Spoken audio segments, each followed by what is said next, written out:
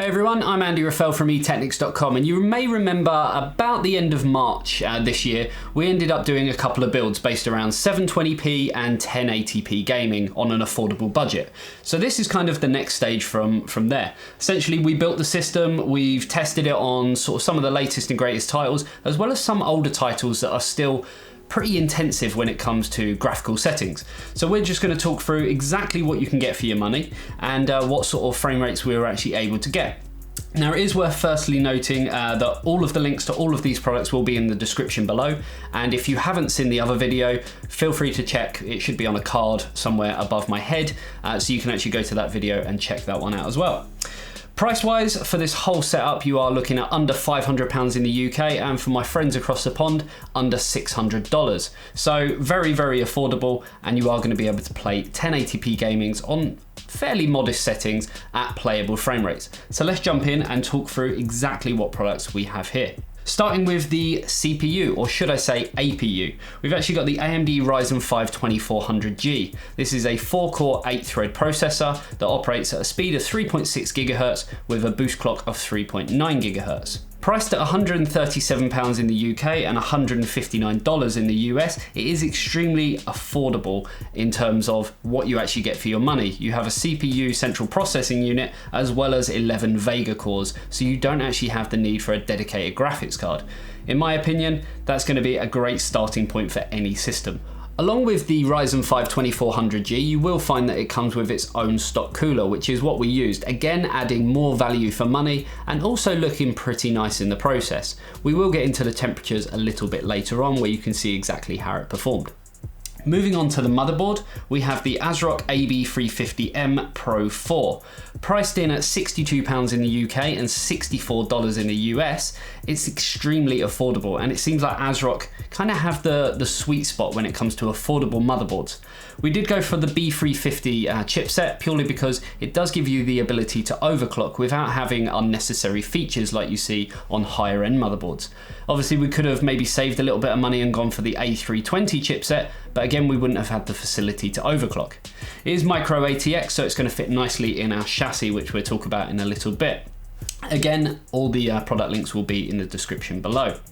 Moving on past that, we obviously had to look at memory. Now, we decided to go for the ADATA XPG Gamix D10. This is a 16GB kit operating at 2400 MHz. Priced at £131 in the UK and about $172 in the US. Obviously, this is a tricky one because memory prices at the moment are extremely inflated. Obviously, at the time of filming, these are the prices that we had, but when you're watching this video, who knows, they could be up, they could be down. I'm hoping that memory prices are going to drop in the future. It's very, very low profile memory and does look extremely nice, and will set anyone up for kind of moving forward with their build. Sticking with ADATA, we also went with an ADATA XPG SX6000. This is a 256GB NVMe SSD. It's not going to be the fastest NVMe drive on the market, but it is going to give you a lot better speeds than the conventional SATA SSD. Priced in at £66 in the UK and $94 in the US, it is extremely good value for money, and it was pretty tough to try and find a competitor drive that was even remotely similar. Speed-wise, you're going to be getting about 1000 megabytes a second read speeds and then about 800 megabytes a second write speeds. So that's it for sort of what we have from ADATA. Now, for those who don't necessarily have a lot of space, so obviously we have got a 256GB SSD, but that's not going to house many games. Just looking at some of the games that are on the market at the moment, like Final Fantasy 15, that just as an installer comes in at about 55GB, so you're not really going to have much room. That's why we went with the Western Digital Blue 1TB hard drive. This isn't the quickest drive in the world, but it is going to do exactly what it says on the tin. Priced in at £32 in the UK and $35 in the US, it is again extremely good value for money. And there is the facility with the motherboard that we chose to obviously upgrade your storage and add additional storage at a later date. Now, to power this whole system, we went with the Cooler Master MasterWatt Lite 400. It's a simple power supply, but it does what we need it to do. It's 400 watt and it does have an 80+ efficiency rating on there. Price-wise, you're looking at £33 in the UK and around $40 in the US, although availability in the US was a little bit scarce, but for not a lot more, you could actually go for the 500 watt power supply, which would then give you a little bit more future-proofing and upgradability. Now, looking at the chassis that we decided to go for, we went with the Masterbox Q300L. It's a simple chassis, it's affordable, but it ticks all of the right boxes. Priced in at £37 in the UK and $33 in the US, it has extremely good airflow and is aesthetically pleasing. So we're really happy with what we actually chose. And I'm pretty sure you guys will agree that these are probably some of the best components you can get for the money that we was trying to aim for.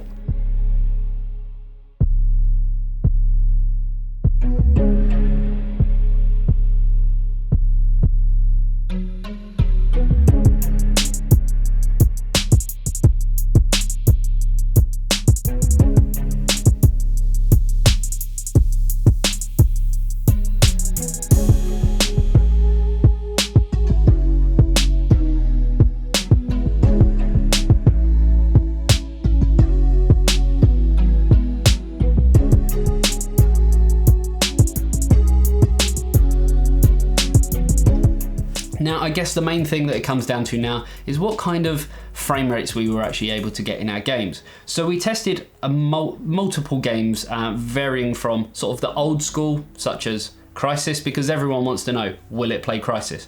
We can tell you, yes it can. They also wanted to know, obviously, Final Fantasy 15, Overwatch, Fortnite, so all of the latest titles as well. So let's have a look at exactly how they performed. So the first game that we tested was Fortnite. It is one of the latest and greatest games, and of course it is free to play, meaning that you could build a system like this, and obviously if you are on a restricted budget, it's going to allow you to play games like this, no problem at all. We managed to run it at 1080p because that's what this system is all about, at 62 frames per second. We managed to hit that magical 60 frames per second marker. Admittedly, this was on the low preset, and we did have motion blur turned on. Obviously you could tweak around with these settings and maybe increase either the quality, which will result in lost frames, or you might even be able to get slightly higher frames by turning off some settings like motion blur. The next game in our lineup was League of Legends. Again, another free-to-play game, and probably one of the biggest games out there at the moment, mainly because it is free to play. We managed to run this again at 1080p on very high settings. It's not actually that demanding. And throughout, we was able to get rough kind of average frames of 116 frames per second, which is pretty impressive considering, well, there's no graphics card. The next one in our lineup was Crysis. It's an oldie but a goodie, and it's still one of them kind of games that I guess will last the test of time. People still want to know, will it play Crysis? Well, we can tell you on this system, yes it can. At 1080p, we was able to get 58 frames per second. Admittedly, it was on medium to low settings. The low part came more with shadows, textures, and those types of settings, but there's nothing stopping you increasing them again and maybe taking a slight frame rate hit. Of course, you could turn down some other settings and get even higher frame rates, but 58 is pretty achievable and pretty good, I'd say. Now the next game is one of the latest and greatest, Final Fantasy 15. Now on this at 1080p we was able to get 42 frames per second. Admittedly it was on low settings at a 50% render resolution, and we did have to turn anti-aliasing off, motion blur and a few other little things, but again you could tweak these to your personal needs. Overall, for one of the latest games that's pretty demanding, I'd say it's pretty good. Now the last game is again one of the latest and greatest. We're talking about Overwatch. Now on this we did have to set the settings to a resolution render rate of 79%, and we used medium to low settings. There was a few things again that we had to turn off. Motion blur, anti-aliasing, but we was able to get 62 frames per second. So again, we hit that magical number. Of course, you could tweak them settings again depending on if you want higher frame rates or slightly better quality and are willing to take that hit. Now we did speak earlier about temperatures, and we did obviously talk about the included cooler that comes with the Ryzen 5 2400G. It kind of does what it says on the tin. So it's not going to give us blistering results, but it did give us some really good results that we do want to talk to you about. At idle, we managed to get to 26 degrees, which is pretty impressive, and it did remain fairly silent.